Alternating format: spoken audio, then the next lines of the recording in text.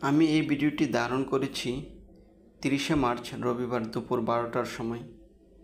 আমি আজকে আপনাদের সাথে এবছর পবিত্র ঈদ উল ফিতর উপলক্ষে রাজধানী শহর ঢাকার জনসাধারণের ট্রেন যাত্রার কিছু চিত্র তুলে ধরব।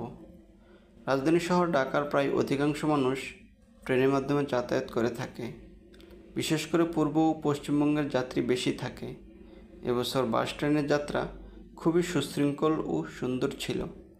যাতায়াতে তেমন কোনো অভিযোগ শোনা যায়নি। প্রত্যেকটা ট্রেন নির্ধারিত শিডিউলে কমলাপুর রেলওয়ে স্টেশন ত্যাগ করেছে, যার ফলে স্টেশনে যাত্রীর তেমন কোনো চাপ ছিল না। আপনারা স্টেশনে যে যাত্রী সাধারণ দেখতে পাচ্ছেন, এটা কমলাপুর রেলওয়ে স্টেশনের সাধারণ সবসময়ের চিত্র। সবসময় কমলাপুর রেলওয়ে স্টেশনে এমন কিছু যাত্রী সাধারণের ভিড় থাকে। অন্যান্য বছর যাত্রী চাপে কমলাপুর রেলওয়ে কর্তৃপক্ষের দেওয়া বাসের ব্র্যাকেট ভেঙে যেত। বিভিন্ন টিভি চ্যানেলের ভিডিওতে আমরা সেই চিত্রগুলো দেখেছি।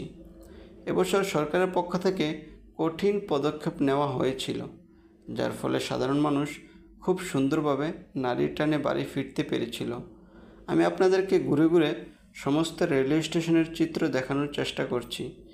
এখানে মূলত দেখতে পাচ্ছেন 4, 5, 6 এবং 7 নম্বর লাইনের চিত্র। যাত্রীর সংখ্যা তুলনামূলকভাবে খুবই কম ছিল। আমি আপনাদেরকে কমলাপুর রেলওয়ে স্টেশনের পূর্ব পাশের ওভারব্রিজের চিত্রও দেখানোর চেষ্টা করছি।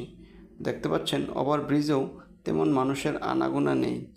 যাত্রী সংখ্যা সারা বছর যেমন থাকে ঠিক তেমন ছিল।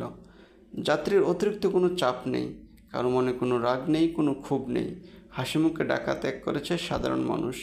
সবসময় যেন এ নিয়ম শৃঙ্খলা বজায় থাকে সেই কামনা রইল।